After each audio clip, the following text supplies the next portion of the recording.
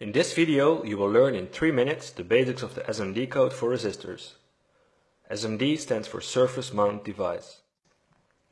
We will take a look at two popular coding systems, the 3 and 4 digit system and the EIA 96 system. Let's take an example of a 3-digit code. The first 2 digits represent the significant values of the resistance. The third digit represents a power of 10 multiply factor.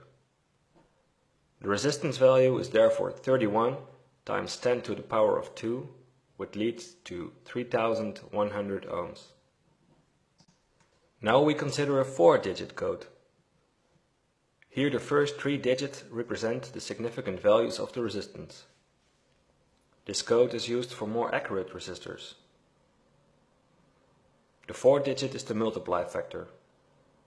For this example, the resistance is 792 times 10 to the power of 0, which results in 792 ohms.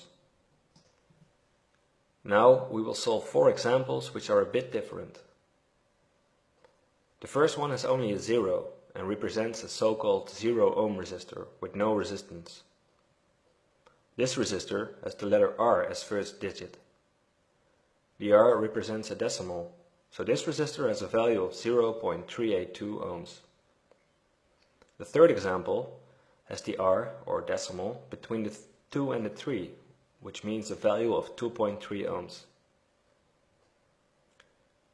Due to space constraints, sometimes the numbers are underlined instead of using an R. So this resistor has a value of 0.068 ohms. Remember that often is deviated from these systems, therefore it's always a good practice to check the manufacturer's datasheet. Now we take a look at another popular coding method, the EIA 96 system. This system is based on the E96 series of preferred values, so these resistors should have an accuracy of 1%. The first 2 digits represent a code that is used with a table to find the resistance value with 3 digits.